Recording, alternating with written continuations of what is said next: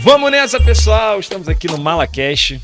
Esse que é um evento. Não deixa de ser um evento que a gente recebe convidados, pessoas que a gente gosta e principalmente pessoas que vão agregar muito naquilo que é o principal assunto que eu adoro falar, que é vendas e atendimento. E olha o peso, olha quem eu trouxe aqui, ele que é diretor executivo da Samsung e especialista, olha isso, especialista em expansão de negócios. Com vocês, Dema Oliveira. Muito obrigado pelo convite, muito 10. Fico feliz aí de participar do MalaCast. Eu nunca vi um podcast tão mala desse, mas estou bem orgulhoso de estar aqui. Que bom. Além de tudo, né, você é um cara espirituoso, cheio de energia. As pessoas que fazem os outros rir e ainda ensinam, esses caras aí são os melhores que tem. Então você tá dentro dessa lista aí das pessoas que são os melhores. Que bom. Ainda mais no assunto, eu tive o privilégio de ver você fazendo lá uma palestra. Então, para mim eu tô muito feliz de estar aqui. Que bom. E pessoal, a gente vai ter bastante coisa legal aqui falando. Vou contar algumas histórias e eu acredito que esse seja o primeiro de vários outros que você vai trazer e vai fazer acontecer. Que bom, Dema. E começar assim com o pé direito, com uma pessoa tão especial. O Dema, que eu tive a oportunidade de ver uma palestra dele no Seus Club. E quando ele entrou para falar assim... vou voltar. Eu vi você num evento onde a equipe da Samsung esteve lá no Seus Club. Eu vi você passando e tal. Eu falei assim, esse cara é bom. Engraçado isso, né? Não sei porque eu olhei você passando. Assim, falei, esse cara é diferente. Tal, você falando com todo mundo e tal. E a gente não se conhecia. Cheguei na equipe e falei, quem é? O pessoal, não, o Dema Oliveira, cara, executivo da Samsung e tal, diretor de retail. Eu falei, beleza, então daqui a pouco eu vou conhecer ele. Aí comecei a conversar com a equipe. E aí tive a oportunidade de ver o Dema numa palestra que a gente fez em Campinas. E vai ser tema 100% aqui do nosso podcast. Ele falando muito sobre mindset, da história dele. Eu queria muito que vocês ouvissem a história. Mas antes eu queria falar sobre essa questão do humor. Isso, Dema, foi muito engraçado. Eu tenho um grande amigo meu, ele é artista, tá na novela das 8, que é o Emílio Dantas. E ele falou assim, cara, você é um sacana. Eu falei, por quê? Ele falou, você era pra estar no humor. Mas como você acha que não teve coragem de ser humorista, né? Ficou com medo de, seguir essa carreira, e vai que não dá certo. Você foi pelo lado executivo, aí você pega o humor e coloca dentro da educação. E dá muito resultado, sabia, Dema? Não, com certeza. A galera pira, né? É só você ver, o storytelling, né? Você lembra das piadas, você lembra do meme. Se cada coisa que a gente tem que aprender e memorizar for relacionada ao humor, é muito mais fácil, né? Engaja, né? Porque o que dá um pouco de raiva é que de vez em quando o pessoal não lembra do conteúdo, mas lembra da piada. Isso é um problema. Eu falo assim, cara, eu falei 3 horas pra você, não é possível que você só decorou a história lá do Tupperware. Não, mas assim, eu vejo que você é especialista, né? E você conversa muito com o povo de campo. E quando a gente fala povo de campo, é um povo sofrido, cara. Eu vou te falar por quê. Eu lembro que eu trabalho com tecnologia, já vou explicar a minha história, mas... e aí você pensa, quando você trabalha com tecnologia, varejo, né? Então você imagina, lança-se um celular a toda hora. Muda, antes era o USB-C, depois o S não sei o que, vai mudando a tecnologia. E aí você é um cara jovem, talvez no primeiro ou no segundo emprego, né? Entrou na faculdade, tá arranjando a primeira namorada, primeiro namorado, teu time perdeu no final de semana, você pega 4 ônibus para ir pro shopping, trabalha de segunda a segunda com a folga na quarta, tem meta para bater, e aí você usa um banheiro comunitário, então você tem que se trocar no banheiro, você tem que chegar lá sorrindo, pronto para vender. Tô dando um exemplo de uma pessoa de shopping, né? E aí você pega diversos tipos de público, o cara feliz, o cara irritado, que tá brigando com a mulher, com a criança, etc, tal. Então, cara, não é fácil. Então, se você não tiver uma mentalidade vencedora, você não consegue sobreviver. E as empresas, as grandes organizações têm que saber que ali a base, né, é a base que vai dar sucesso para a empresa. É o cara de frente. Se o cara do exército ali não saber fazer bem, cara, daqui um pouco estão subindo o morro e estão matando o capitão lá em cima lá. Então, eu acho que tudo começa com essa mentalidade, porque o trabalho de campo não é fácil. Perfeito. E tem gente que ama fazer, né? Eu lembro que eu visitei uma loja da empresa que eu represento em Belo Horizonte em dezembro. Não, antes da Black Friday, um dia antes da Black Friday. Peguei o voo, fui lá, surpresa em Belo Horizonte, falei, deixa eu rodar essa cidade inteira. cara, cheguei lá na vendedora, eu não vi nenhum produto da concorrência, eu vi só o nosso ali na frente, lindo, muito bem feito. E eu falei, cara, que promotora de vendas fantástica. Falei, vem cá, fala comigo aqui. Aí veio uma mulher muito bonita, muito bem apresentável, acho que mãe de família já. Falei, quanto tempo você está na organização? Ela falou, 10 anos. Ela falou, mas aqui quem manda sou eu. Falei, nossa! Falei, vem cá, vamos tomar um café. Já falei, chama todo mundo aqui. Essa pessoa aqui merece... Cara, foi muito legal. E aí você vê que aquela pessoa se automotiva. Eu devia ter feito um podcast com ela para ensinar os outros essa motivação de 10 anos na companhia, continuando ali fazendo um trabalho fantástico, crescendo. Então é isso que você é apaixonado e ensina, é algo que eu vivo todos os dias também. Que legal. E, poxa, não é à toa, né, que a gente está batendo esse papo quando, de novo, né, eu vi a palestra que eu queria muito que você contasse essa história. Muito, Dema, porque eu acho que é muito inspiradora. E foi engraçado porque eu tive com o Dema logo depois para fazer a convenção para a empresa, para os vendedores. A gente fez um Train the Trainer, foi muito legal. Foi legal mesmo. Um dia inteiro batendo papo, uma super produção. E uma das colaboradoras que trabalha comigo, uma das executivas, encontrou com o Dema e falou, cara, ele ficou apaixonado, viu? Porque tudo que ele fala, não, porque o Dema falou, porque aí já começando o nosso papo. Eu tenho uma mentalidade, eu tenho que tomar um certo cuidado com isso, né? Porque isso impacta numa questão pessoal, né? Você estava contando agora há pouco da tua história de vida, e eu tenho um certo cuidado para que isso não... Porque eu gosto de trabalhar. Eu adoro trabalhar, então, imagina, eu não tenho filhos, né, cara, sou separado, então eu fico ali naquela coisa do trabalho. O trabalho para mim é uma maravilha. E quando eu falo muito de hiperprodutividade, trabalhar muito, eu sei que algumas pessoas quando olham para isso falam assim, poxa, mas calma aí, tem que ter uma dose e tal. Aí beleza, eu com isso na minha cabeça aqui, fui para São Paulo, assisti o Dema. Aí o Dema falando, eu vou deixar ele contar, óbvio.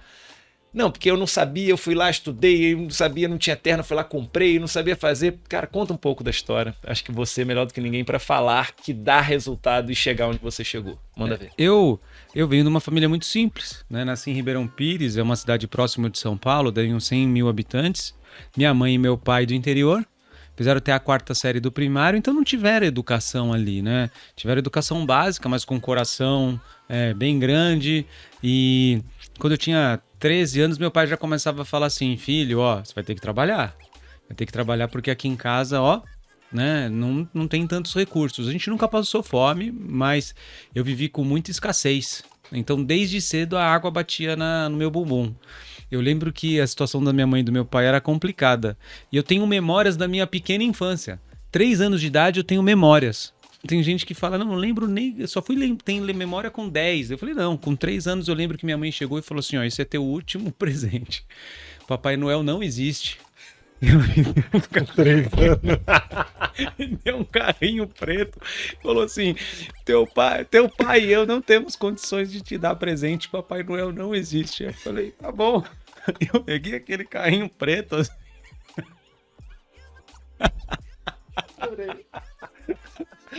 Vamos resolver logo, tá? É o teu último presente, Papai Noel não existe. Vambora, vai, segue teu... Muito bom. E quando eu falo isso para as pessoas falam, minha mãe é essa figura até hoje. Que sensacional. Só que, cara, com 4, 5 anos eu via meu pai e minha mãe brigar, porque meu pai cabeleireiro, na época era barbeiro, né? Depois virou cabeleireiro e agora voltou o barbeiro como moda, né? Meu pai era boia fria no interior, quando veio para São Paulo aprendeu uma profissão de barbeiro, foi morar em Ribeirão Pires e aí ele não tinha o dinheiro para poder pagar o aluguel.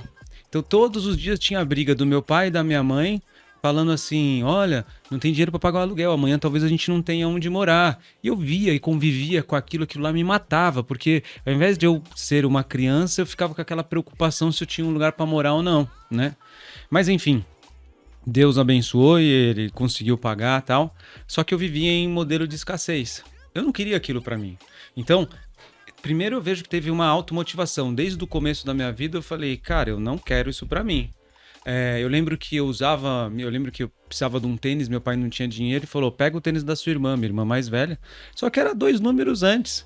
Então eu tinha que andar com meus dedos dobrados, assim, Você não tem ideia a dor que dá na alma de fazer isso. Ia na casa dos meus amigos, tinha cotonete, tinha fio dental. Falava, cara, esse cara é rico. tem fio dental, tem cotonete. Eu nem sabia o que era, né? Enfim, quando meu pai falou assim, olha, você vai ter que trabalhar para ganhar seu dinheiro. Eu sabia que uma coisa que a gente não tinha era dinheiro. Então eu falei assim, então se eu vou trabalhar e para ganhar dinheiro é algo bom. Mas mesmo assim, pobre, mas bem cheirosinho, bem arrumado, tava louco para arranjar uma namorada. Com uns 13 anos de idade, 14. Meu pai falou assim, ó, tem uma vaga no supermercado chamado Barateiro. Antes era Jumbo Elétrico, que virou Barateiro, depois Compra Fácil, depois Extra Fácil, sei lá. Na minha cidade era Barateiro. E eu fui lá ver a vaga. Só que a vaga era exatamente na parte de cebola, lá de repositor de cebola. E eu falei assim, caramba, se eu arranjar esse emprego aqui vai ser um problema. Porque os caras vão falar assim, ó, menino da cebola, ó, menino... Sabe quando que eu ia arranjar uma namorada? Nunca ia arranjar uma namorada. Então, Você já pensava nisso, né? Pensava. Você já tinha... Vai. Por quê? Isso já é você não acha que isso já é um DNA de... Porque eu falei, cara, eu preciso trabalhar. E assim, eu sei que a situação tá difícil. Mas fome não tô passando. Até posso usar um tênis menor do que meu número. E ali com jovem, você tem as suas vaidades, né? Claro. E eu falei, pai, espera mais um pouco. Aí meu pai falou, então tá bom, então vai na pastelaria. Né? Lá na cidade de Ribeirão Preto tem um japonês que é dono da pastelaria. Eu sei que japonês para pastelaria é um eufemismo, mas ele tem lá no centro lá até hoje.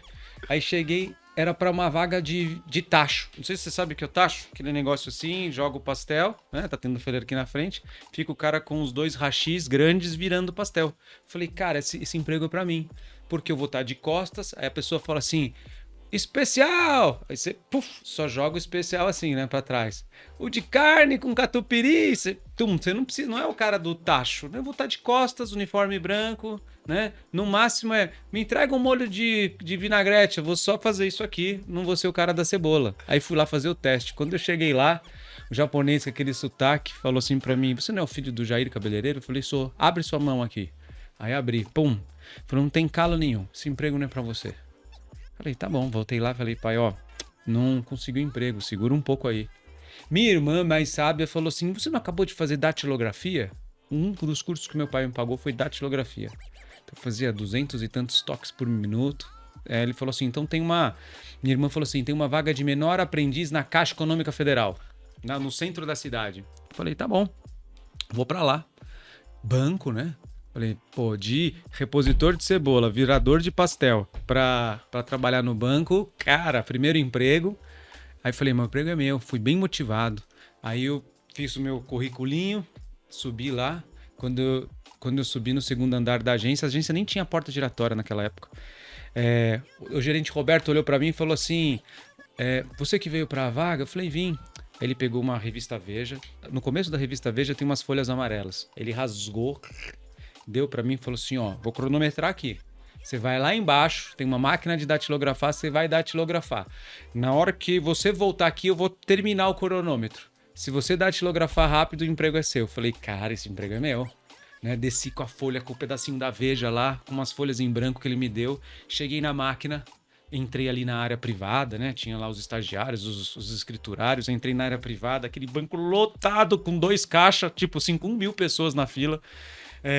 Falei, agora emprego meu. Coloquei a folha amarelinha assim, coloquei a folha em branco na máquina de escrever, né? Não sei se você já usou uma máquina de escrever, mas... Aí fui, ajeitei assim e comecei. Pum! No final da última linha, a última palavra da primeira linha, eu precisava encontrar o pauzinho para pular a linha. Não tinha a jossa do pauzinho.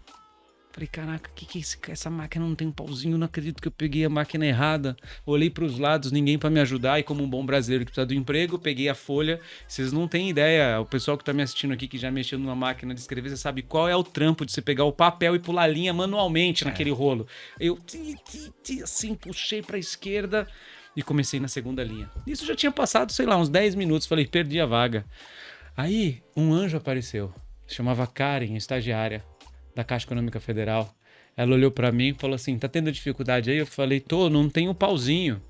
Ela falou assim, não, é que essa é automática, é um botão chamado Enter.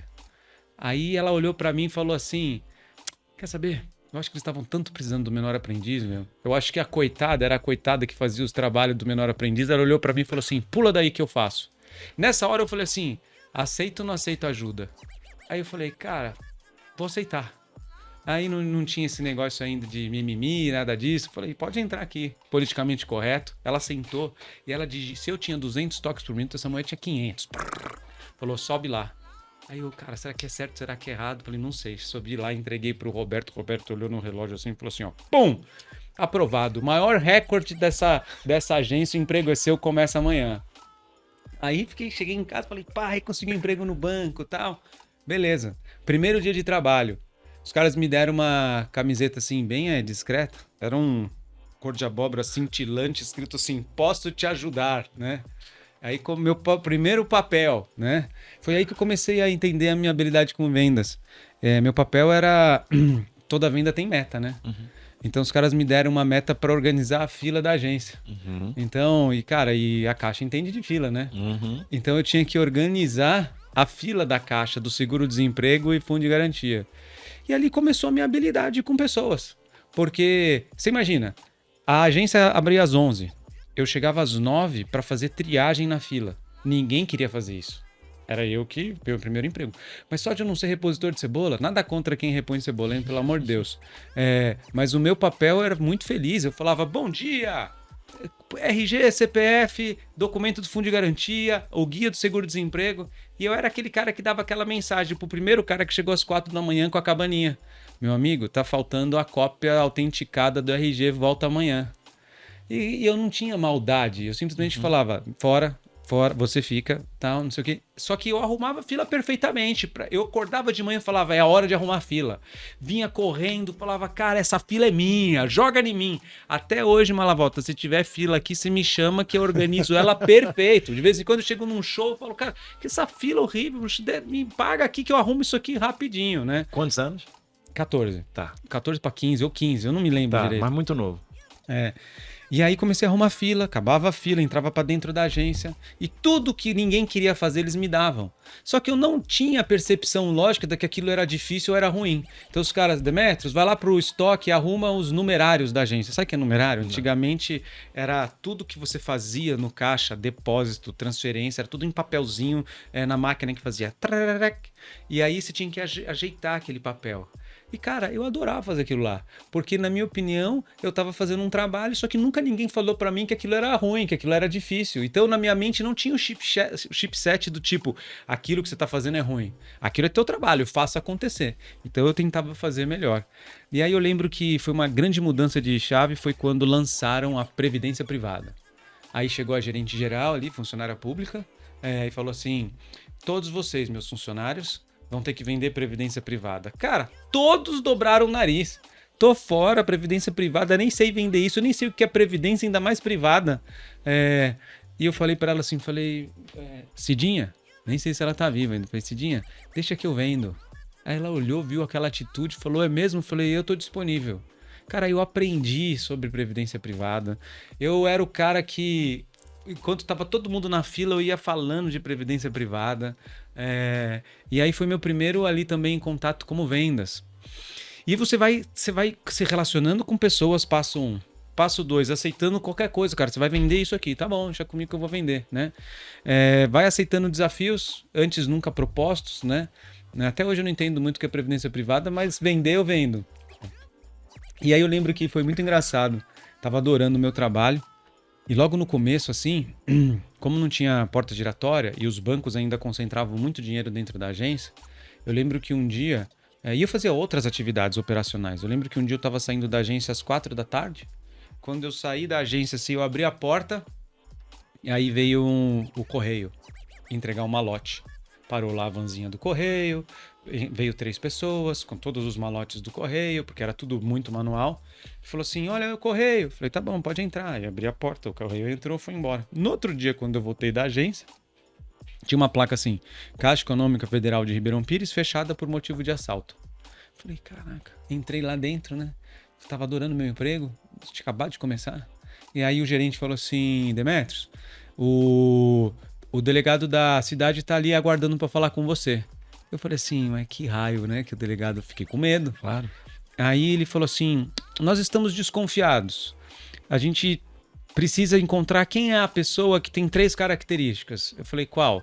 Recém-contratado, facilitou a entrada dos bandidos disfarçados de correio e responsável por trocar as fitas de VHS do sistema de segurança. Era eu. Ninguém queria fazer o sistema de VHS, então eu que trocava. Né? Porque o cara roubaram, levaram todo o dinheiro, amordaçaram todo mundo e levaram as fitas de VHS. Então eu era o suspeito perfeito. Depois que o cara percebeu que eu era um simples menor aprendiz, não estava nem sabendo o que o cara estava falando e tal, mas aquilo lá foi um marco ali. E eu falei, cara, tem uma falha nesse negócio, né? Você imagina? Se eu sou um bandido, eu vou falar, me dá o videocassete aí com as fitas, né? E aquilo lá depois eu linkei na minha carreira, porque quando mais na frente eu entrei numa empresa, eu usei aquele problema para desenvolver uma solução para a empresa, sabe? E aí chegou ao fim ali na Caixa Econômica Federal. Faltando um mês para completar 18, eles são obrigados a te mandar embora, né? E aí quando eu fui mandado embora, não tinha emprego. Meu pai falou assim, ó, para mim, filho formado é terceiro colegial. Eu falei, não, pai, hoje existe um negócio chamado faculdade. As pessoas fazem faculdade. E aí eu fui trabalhar como chapeiro. Então fazia lanche. Foi horrível. Eu sou péssimo, né? Eu não tinha o que fazer. Aí eu fui procurar emprego que ninguém queria fazer. Aí eu vi um dia no jornal assim, contratação de operador de telemarketing, estar cursando faculdade. Isso era novembro. Falei, quer saber? Eu vou entrar nesse processo, vou passar no processo, depois eu entro na faculdade. Não tinha dinheiro para pagar a faculdade e foi o que aconteceu. Arranjei o emprego de operador de telemarketing, entrei na faculdade mais barata que eu podia pagar. As pessoas perguntam, o que você quer ser? Cara, eu quero ser a faculdade mais barata que tem do lado do meu trabalho que eu consiga pagar porque eu vou ser operador de telemarketing, preciso comer também. Então, eu não escolhi nada assim, qual é a minha vocação? Não, qual é a mais barata? O que é médio para tudo? E tava lá, administração é um pouquinho de cada coisa, então eu quero fazer administração. E aí eu entrei como operador de telemarketing, e aí foi uma segunda experiência como vendedor. Porque eu entrei numa área que também ninguém queria trabalhar, chamava retenção. E eu era o cara que recebia as ligações daquelas pessoas que tinham recebido 2 cartões de crédito, um Visa e um Mastercard, do gerente do banco, sendo que nunca tinha pedido. Só que essa pessoa não recebeu o cartão de crédito e nem a fatura. Ela recebeu uma carta do Serasa dizendo que o nome dela estava no Serasa por ela não ter pago uma anuidade de um cartão que ela nunca pediu e que ela nunca recebeu. Uma situação simples. E ligava lá para o banco, quem recebia era eu. Nossa. E assim, meu nome, Demétrios, né? Você falava, olá, Demétrios, né? Aí você sabe qual é a primeira pergunta que eu fazia? Uma pergunta que até dá um pouquinho as pessoas ficam mais confortáveis. Eu perguntava assim, qual que é o seu número do cartão de crédito? Era a terceira vez que ele colocava na URA, né? Aí você falava, qual é o número do seu cartão de crédito? Aí a primeira coisa que eu ouvia, de novo, você é safado, né? Eu via muitos nomes. Qual é o seu nome? Eu, Demétrios. Demétrios o quê? Demétrios do capeta, não sei o que tal. E aí, essa experiência para mim foi mais dura, assim, mas eu tinha uma meta simples. Meu papel era descancelar aquilo que ele nunca pediu. Então fala assim, ó, você me perdoa, nós vamos reemitir o cartão de crédito com 1 ano de isenção da taxa, por você nunca ter pedido e ter mandado sem querer. Vamos tirar seu nome do Serasa. E eu tô vendo que você tem na conta tanto, tem um produto fantástico aqui que se chama título de capitalização pé quente da casa.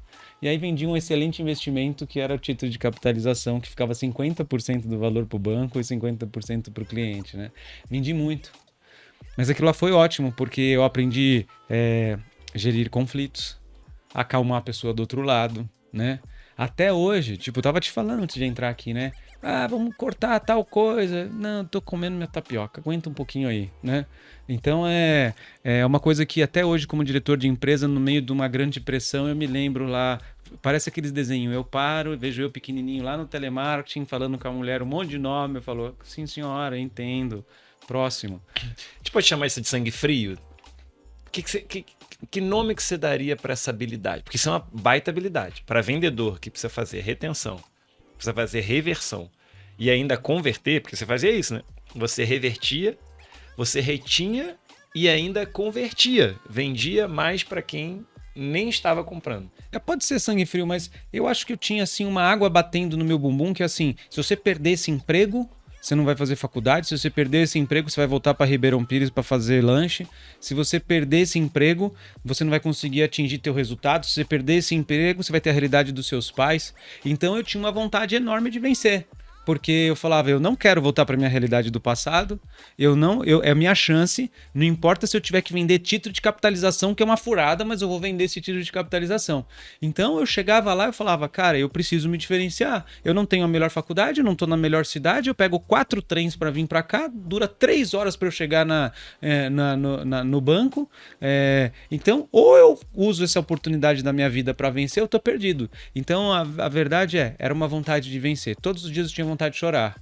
Todos os dias eu estava no trem falando assim, o que eu faço? Foi a época que eu mais me aproximei de Deus, porque eu dormia 4 horas e eu não entendia muito. E aí eu lembro que uma pessoa me deu uma Bíblia e foi a primeira vez que eu li a Bíblia inteira, da primeira página à última.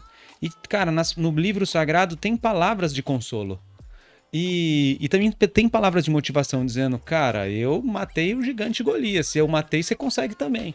Então eu ficava lá no trem assim, ó, dormindo assim, encostado, 3 horas, chegava para trabalhar, e eu falava, meu Deus, eu não aguento isso aqui, vou morrer.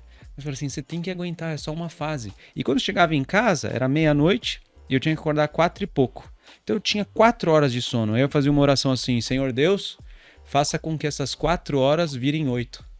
E era mágico ali, sei lá, durante 2 ou 3 anos da minha vida eu dormi 4 horas por noite e as 4 horas eram 8.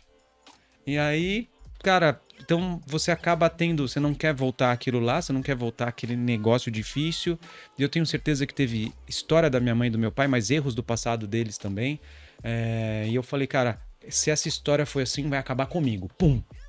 E meus filhos vão estar eu não crio meus filhos para eles também estarem confortáveis. Eu crio eles no limiar dizendo, cara, se eu cheguei aqui, vocês serão preparados para andar um patamar acima. E para andar um patamar acima é com desconforto. É igual o Paulo estava falando para nós ali, cara, essa questão de bater a água faz com que a pessoa sobe um pouquinho mais, tá? Certeza. E aí foi isso que era a minha motivação ali no Bradesco. E, cara, eu era um dos melhores. Era o que mais retia, o que mais vendia, tal, não sei o quê. Só que chega uma hora que cansa. Eu lembro que era sábado, Natal, Ano Novo que eu trabalhava. Tinha folga de quarta.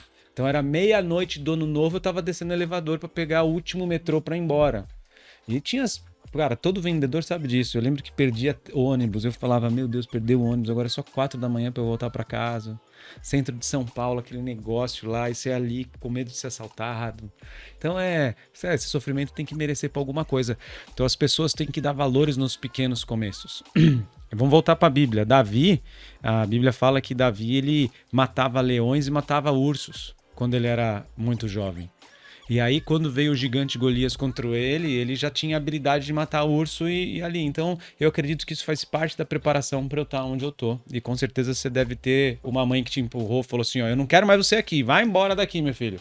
E isso ajuda, cara. Ajuda. Então, a gente precisa de mais mães que falam, Papai Noel não existe, se vira, vambora. Dema, que momento que, cara, é fantástico. Eu gosto de história assim, até pra a gente, né, assim, o bom de podcast é isso, a gente não precisa ter um roteiro para chegar, mas eu fico pensando essa vida do vendedor, né, você falou muito sacrifício, superação, e a gente vive hoje uma realidade muito dura das pessoas não conseguirem absorver.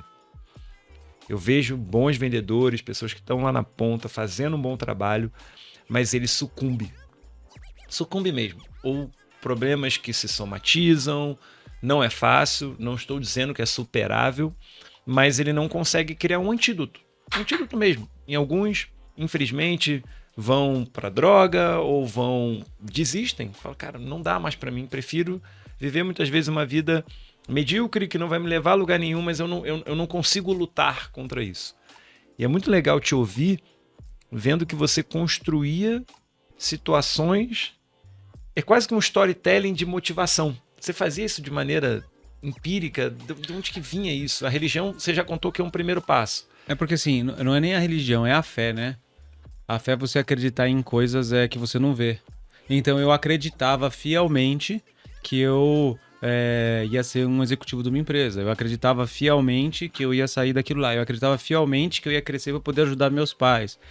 eu acreditava fielmente que eu poderia ser o melhor vendedor do Bradesco. Só que eu sempre me vislumbrei com histórias lindas. Quando eu entrei no Bradesco, a primeira coisa que eu fiquei apaixonado é que banco animal, e esse Amador Aguiar, não sei por que ensinam Toyota e Ford na escola, deveriam ensinar a história do Amador Aguiar, que fez esse banco ser qual é o banco do do Bradesco. Então eu olhava a história do cara e falava, eu quero ser ele. As pessoas olhavam, você é um louco. Eu falei assim, eu quero ser ele, eu quero fundar um banco. Então eu lembro que eu era operador de telemarketing, na minha fé eu falava assim, eu quero chegar a algum momento na minha vida que eu vou fazer alguma empresa, e eu falava, quantos funcionários tem o Bradesco? 300 mil. Então na minha mente eu quero ser dono de uma empresa que tem 300 mil funcionários. E aí nessa hora um cara me apresentou um tal de Lair Ribeiro. Lair Ribeiro, programação neurolinguística. Aí a primeira coisa que eu fiz tinha lá, prosperidade não corre por acaso. Aí o cara me deu um livro, né? Eu li aquele livro, lá eu falei assim, animal. E começava a ler, comia aquele livro, lia de novo, comia aquele livro, lia de novo, li 3 vezes, eu falei assim, quero conhecer tudo sobre esse Lair Ribeiro, quero conhecer tudo sobre programação neurolinguística. E aí um amigo meu me emprestou todas as fitas de VHS do cara. Então eu fiquei um sábado e domingo assistindo as fitas e anotando como que é você fazer rapport, como é que você tem uma visão positiva de futuro, como é que você pegar uma situação ruim, por que ganhar dinheiro é bom, por que abençoa a humanidade, por que ser leal e correto, que sucesso não corre por acaso mesmo, porque quem tem fé prepara. Uma frase que eu gosto de falar, se você tem fé que vai estar lá, você tem que se preparar. Então, o que acontece hoje atualmente, Malavota, é que as pessoas têm falta de fé, ou a fé que eles têm é muito superficial, muitos problemas emocionais, e eles... A internet, ela tem um lado bom e ruim, mas ela mostra muito o lado bom das coisas, só que o lado bom das coisas precisa de preparação. Eu vou dar um exemplo. O Bill Gates não tem faculdade, o Steve Jobs não tem faculdade, o Elon Musk não tem faculdade. Beleza, é zero. Se você pega, não é uma média ponderada. Se você pega uma média burra, é só 1% dos grandes ricos que não tem faculdade. Então, os 99% tem. Então, você pega 2 exemplos, o cara fala, não, se o cara tem desse tamanho e não fez, eu não vou me capacitar também. E sabe qual é o problema? O ambiente também. Então, eu tive a oportunidade, eu era um menino de rua, ali praticamente na minha cidade, né? Jogava bola, uns amigos meus iam pro lado mal da força, outros pro lado do bem. Eu falava, eu não quero ficar assim, não. Aí entrei na Caixa Econômica Federal, comecei a andar com escriturário. O meu sonho era ser escriturário. Falava, cara, eu quero ser escriturário, quero ser esse caixa do banco. Eu achava lindo o cara lá, tec, próximo, tec, próximo. Quando eu saí do banco e fui pro operador de telemarketing, eu fui mais agressivo. Falei assim, eu quero ser o Amador Aguiar. E os caras, ó, o sonhador do caramba. Mas eu só soube do Amador Aguiar quando eu entrei naquele emprego, quando eu escutei a história do cara e eu falei, eu não acredito que esse cara construiu uma empresa com 300 mil funcionários. Né? Então eu ia, cara, e o meu coração batia forte, e eu entrava naquela cidade de Deus em Osasco, eu via um heliponto, e aí via as histórias dele, ele fazia Dia Internacional da Ação de Graças, ele tinha na Fundação Bradesco, você olhava tudo aquilo lá, você falava, uau, e tem dia que eu chegava morto, só que antes de eu entrar para trabalhar, tinha lá, o Bradesco fazia a gente ler uma folha sobre Luiz Marins, que era motivador na época, né? Os caras que estão assistindo aqui, eles não devem nem lembrar direito, mas falava assim, hoje é o dia que você vai vencer. Aí eu, sem vontade, eu lia, hoje é o dia que você vai vencer por causa disso, vencer por... Então eu falava, hoje é o dia que eu vou vencer. Demetrios, boa tarde, como posso ajudar? Esse cartão de crédito, sem problema nenhum, me dá o número do cartão de crédito agora. De novo, falei 3 vezes na URA, mas fica tranquilo que eu vou resolver seu problema. 4551-3489... Porque Visa, Bradesco começa com 45, eu lembrava disso. Eu falava assim, nossa, sinto muito pela situação, mas vamos corrigir imediatamente, ainda vou te dar um agrado, porque não é justo isso que aconteceu. E, cara, ia, tinha uns que não dava certo, mas no fim dava certo. Então a questão de você ter uma fé, né, acreditar em algo, a questão do ambiente, a questão do emocional, esse negócio de programação neurolinguística era emocional, porque por mais que você use a razão, era emocional. Você tinha que ter uma razão para acreditar, para mexer na emoção. Então, quando você lia o texto do Luiz Marins lá, você falava, cara, é isso mesmo. Eu já vim aqui, já tô aqui na chuva, né? Já me deram uma bola para chutar, tô dentro do São Paulo e Corinthians, vou ter que... Não tem jeito, não dá para eu voltar atrás. Vamos para cima, né? Sim. A meta era sair de casa, entrar no trem e entrar com a porta ali. Só tinha que fazer isso. Então, era só dar um pequeno passo. Só um pequeno passo. Então, o ato de você sair de casa e falar assim, vou trabalhar na Casa Bahia, vou trabalhar na loja do Americano, vou trabalhar na Magazine Luiza, vou trabalhar na loja da... que for, no Carrefour. Cara, vou trabalhar com roupa. É o fato de você sair de casa, se preparar e colocar o pé ali. Quando você coloca o pé ali, tudo acontece. Agora, quando você já não consegue nem sair de casa e colocar o pé ali, aí você precisa de ajuda. Você precisa de boas referências, né? Poxa. Eu consegui encontrar isso individualmente. Tem gente que não consegue. Por isso que a empresa ajuda, né? Eu aprendi uma coisa no Bradesco, Malavolta. Ele falou assim, o Amador Aguiar falava assim, alta especialização requer baixa padronização. Baixa especialização, que é começo de carreira, requer altíssima padronização. Sim. Então eu não tinha nem o que pensar, eu tinha as frases prontas lá na intranet. Tipo, se ele te xingar disso, responde isso. Se o cliente te xingar daquilo, responde isso.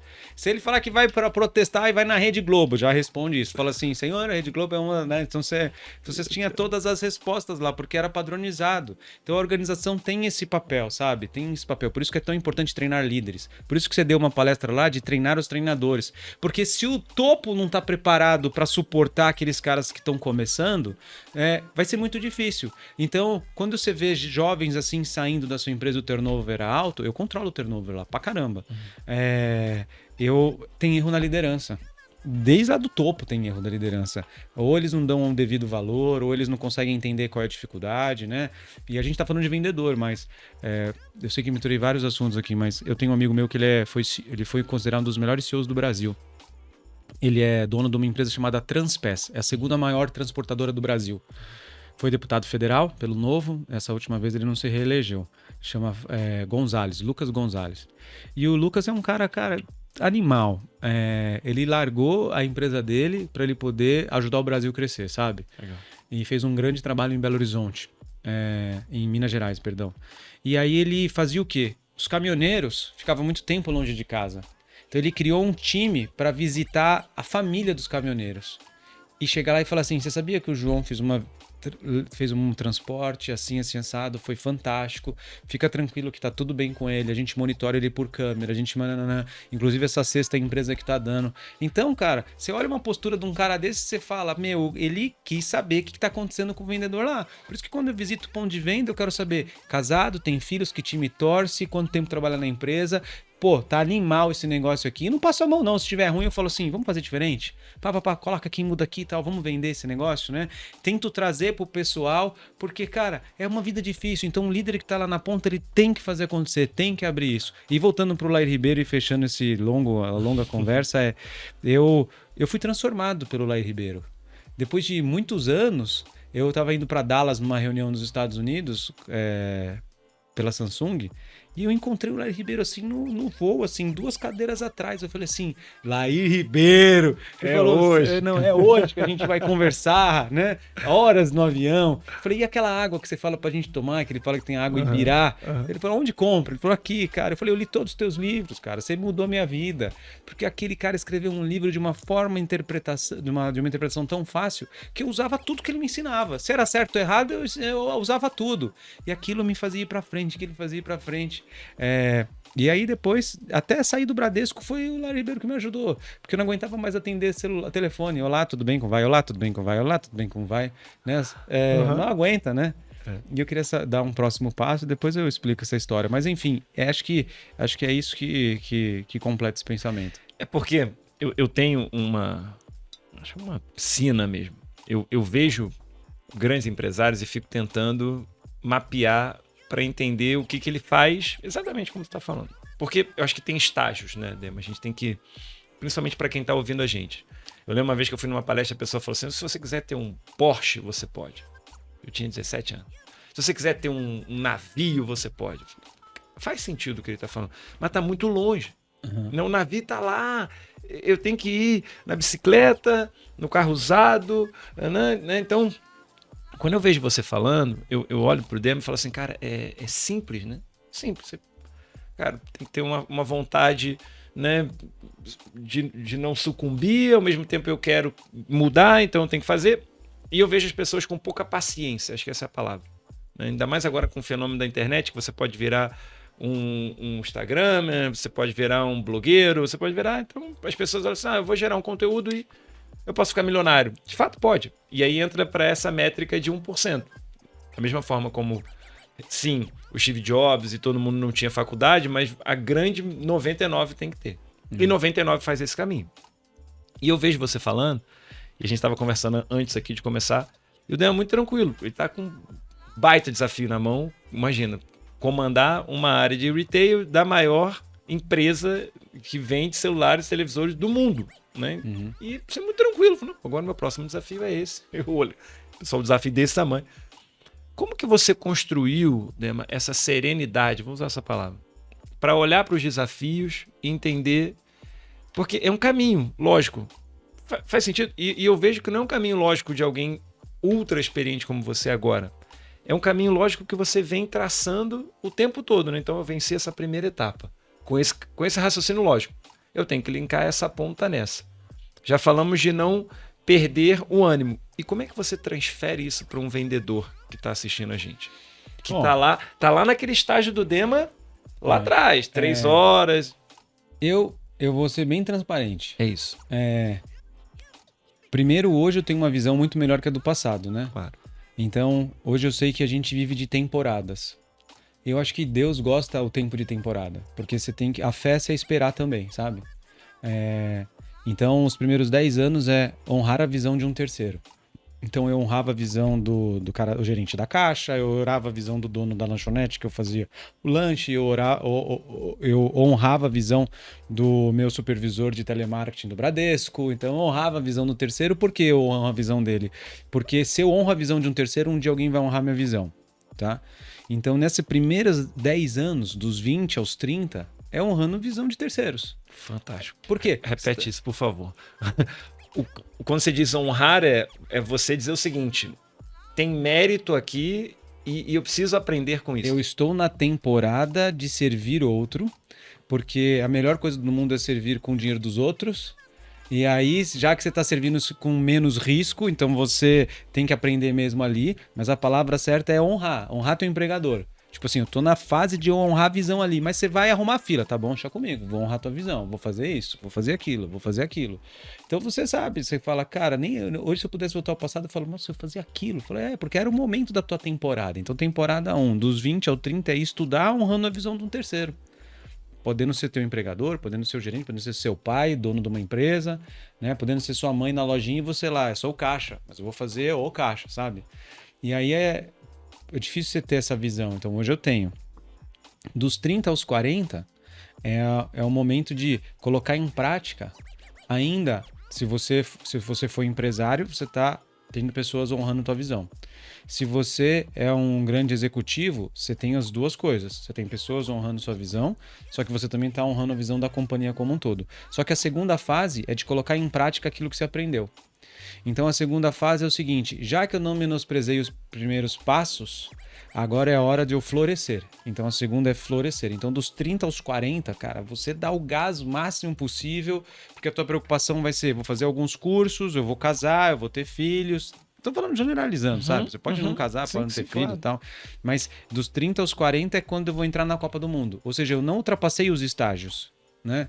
E aí a partir dos 40 é quando você começa a entregar para as pessoas aquilo que você primeiro honrou de alguém, depois você fez acontecer pra caramba e agora está na terceira fase. Eu acredito que dos 40 até os 80, e é a maior parte da vida, é que você se prepara para entregar para as gerações futuras. Então hoje eu sei que eu tô aqui com você nesse podcast porque eu quero tocar no coração das pessoas que estão me ouvindo. Porque, cara, agora é meu momento de tocar. É agora que eu tenho track record. É agora que eu tenho sucesso do passado, relativo sucesso, né? Total.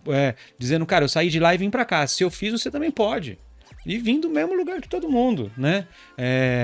Então, são essas 3 fases. Mas, pra ser sincero, lá no começo, eu lembro que teve alguns acasos. E aí, o importante é você aproveitar os acasos. Eu não sabia falar não. E eu adoro isso. Até hoje eu não falo não. Chega o presidente da empresa lá e fala assim, Demetrios, preciso que você faça isso já tá aí. Tá bom. Deixa eu ver, você precisa pra quando, né? E aí eu lembro que eu era operador de telemarketing do Bradesco, e aí eu pegava muito trem, e aí eu li uma revista chamada Você S.A. E na Você S.A. tava escrito assim, o futuro é ser estagiário. Eu falei, caraca, o futuro é ser estagiário. Então se o futuro é ser estagiário, eu quero ser estagiário. Só que minha faculdade era uma faculdade nem conhecida. E eu se cadastrava lá no Natura, nas empresas da época, Avon, Kibon, cara, Votorantim, né? Gerdau. E eu, na minha faculdade era sempre outros. Aí um dia uma empresa ousou me chamar. Se chamava BCP, que virou Claro, né? Hoje é a Claro Telecomunicações, e falou assim, venha participar do processo seletivo de estágio. Naquela época, era tipo 70 mil pessoas para 70 vagas. Começou os estágios ali, né? Não tinha ainda muito. E eu lembro que me cadastrei e falei, cara, futuro é seu estágio, eu não quero morrer sendo operador de telemarketing, eu já estou na fase de ir para uma nova oportunidade. E aí eu lembro que fiquei 6 meses fazendo entrevista, dinâmica de grupo, painel, eu nem sei se fazem mais hoje isso aí, né? Chegava a ser humilhante fazer os cálculos. Agora tem um exercício, vocês vão se juntar, né? Aí vinha aquelas pessoas formadas pelo GV, falava.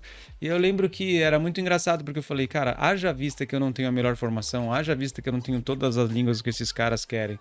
Só que eu sou um cara que trabalha desde os 15, então eu sei muito bem de pessoas. Então eu vou usar o que eu tenho de melhor.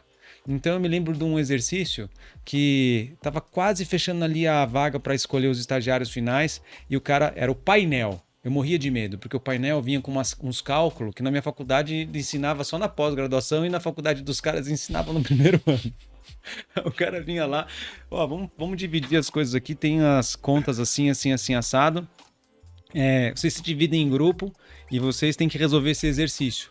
Cara, eu não sabia ler nem a sentença, né? Uma empresa produziu 30 mil não sei o que quilos de ferro, dividiu não sei o que, 20% disso foi a margem. Cara, eu não sabia nem ler a sentença. Eu falei, cara, eu não posso perder esse emprego.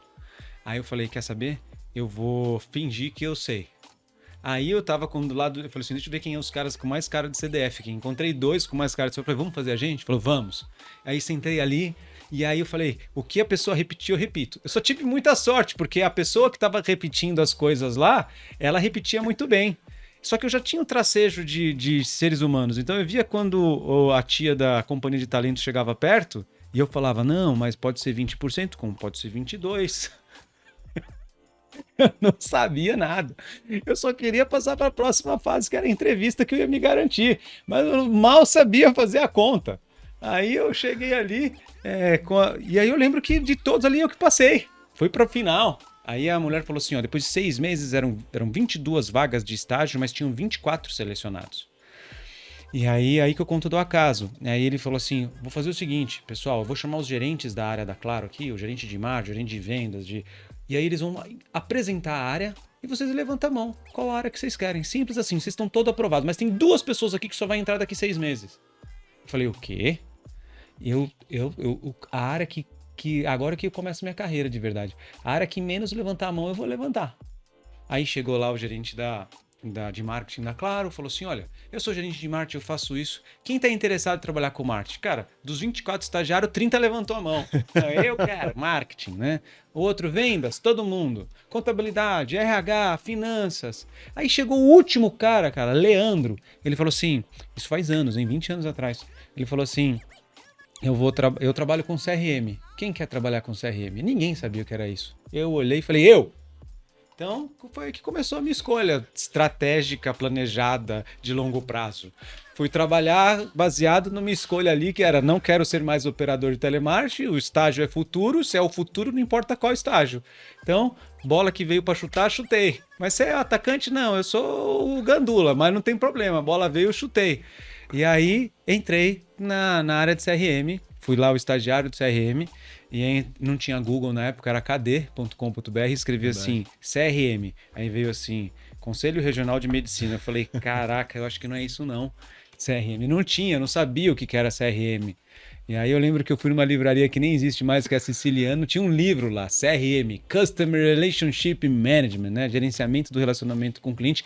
Mal eu sabia que esse acaso estava me levando a trabalhar de forma estratégica dentro de um escritório para administrar os operadores de telemarketing que um dia eu fui. Aí eu falei, caraca, né? Olha como que esses pontos, connecting points lá, né? Que o Steve Jobs tem um discurso lindo que uma vez conecta, é ali que estava conectando. Então eu fui trabalhar em CRM, aprendi tudo sobre CRM. A área de CRM era enorme dentro da BCP, da Claro. E de lá, eu lembro que no meio das oportunidades, foi uma oportunidade de ouro. A minha diretora, Cris Duclos, ela foi vice-presidente da Vivo durante muito tempo. Hoje ela é, acho que, vice-presidente de América Latina da Electrolux, uma grande executiva. E ela é minha diretora. E eu tive a oportunidade de já mudar o ambiente. Estava num ambiente mais executivo. Mas eu não tinha traçado nada. Minha mãe falava assim, não vire empresário, que senão você vai morrer de fome igual seu pai. Seja funcionário. Eu lembro que quando eu entrei na Claro como estagiário, não tinha celular na época ainda, né? A Claro estava acabando de lançar os TDMAs. Eu lembro que a gerente de RH ligou lá na minha casa, lá em Ribeirão Pires. Alô, posso falar com o Demetrios? Minha mãe falou assim, quem gostaria de falar? É a Rita, gerente de RH da BCP. Eu quero avisar pro teu filho, quero que você passe o recado pro teu filho que ele passou no programa de estágio BCP Talento. E avisa ele que ele tem que começar segunda-feira. Ela, minha filha, meu filho trabalha no banco, tem um excelente trabalho e não vou passar o recado, passar bem. Pum! Aí, cara, passou um mês, fiquei desesperado. Liguei lá, a Rita falou, tua mãe falou não pra mim. Falei, como minha mãe falou não pra você? Não fui eu que falei, não fui eu que passei, né? Aí enfim. Cara, que ou seja, eu só sabia que eu não podia ser empresário. Eu só fui quebrar agora essa mentalidade. Há 2 anos atrás, 3 anos atrás. Até então eu achava que empresário era furado. Então eu falava, eu tenho que crescer numa empresa até o máximo que eu consigo. Até ser um Amador Aguiar, né? E na minha mentalidade eu nem lembrava que o Amador Aguiar era um empresário. Pra mim ele era um CEO. E eu lia Max Geringer, CEO da Pepsi, né? Você lia aquele cara virando a própria mesa, esqueci, Ricardo Sandler. Era essa época, né? E aí entrei lá na BCP, meu gerente falou assim, Dema, você sabe o que é CRM? Aí ele fez uma pergunta, na minha mente veio assim, será que eu respondo que eu não sei? Ou será que eu dou aquele chute de 0 a 1 milhão e vamos ver se eu acerto? Cara, eu sou muito audacioso, eu dei um chute de 0 a 1 milhão. E acertou. Não, errei. Tipo assim, a resposta era tipo, é um cavalo branco. Eu falei assim, é uma florzinha amarela no canto da Amazônia, né? Foi... Esses dias aconteceu algo igual, e eu assim, não perdi eu tenho que parar com isso aí. Eu não perdi esse hábito. Assim também. Eu lembro que recentemente não, semana passada, tava numa reunião com o presidente novo da empresa, né?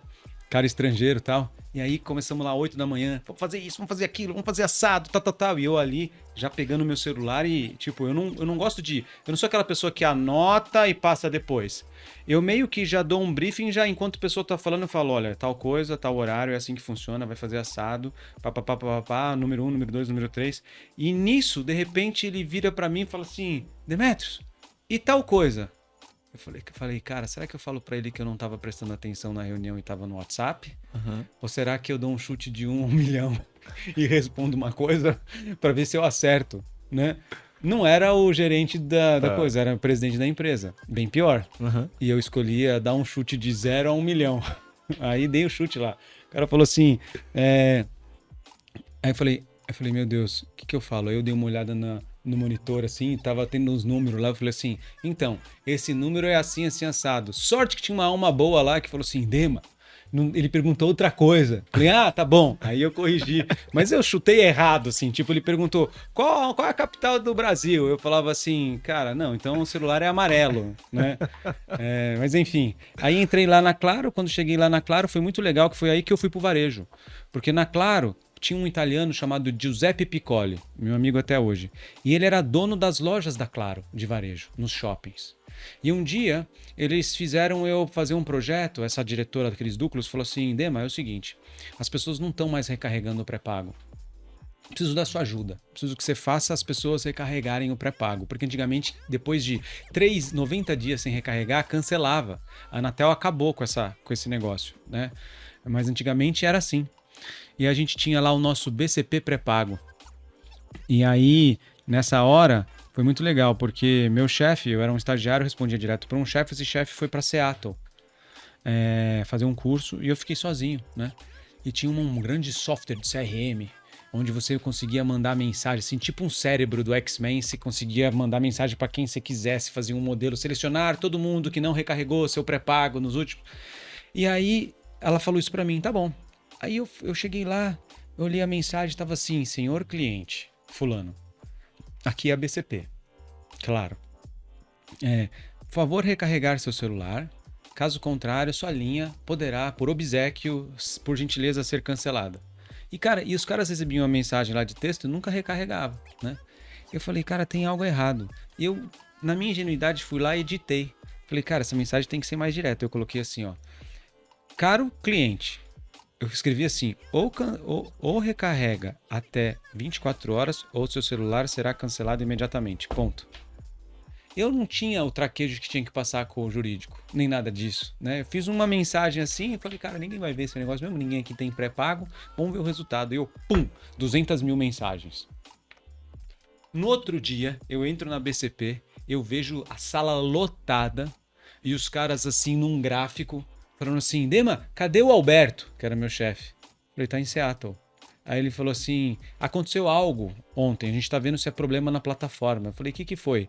Nunca tivemos tantas recargas em um dia na história da empresa. A gente teve 200 mil, não sei o que, dólares de recarga, e a gente queria saber o que aconteceu, porque a mensagem que saiu meio estranha. Aí tinha um gerente do lado, que era Sandro, ele falou assim, eu sei, moleque, que foi você. Eu falei assim, cara, eu preciso muito do emprego. Esse emprego tá pagando minha faculdade. Ele falou assim, se não tivesse sido tão bom essa mensagem, eu te mandava embora. Aí fiquei quieto ali, né? Eu sabia que, caramba, aconteceu algo errado. Mas era eu que escrevi a mensagem lá, direto ao ponto, né? Não deixa de ser venda. Até hoje deve ser recorde lá na Claro, lá. Enfim. E aí a BCP tinha esse revendedor. E se o cara recarregasse o celular, ele podia ganhar um startup remanufaturado. E quem me dava os startups manufaturados era esse revendedor.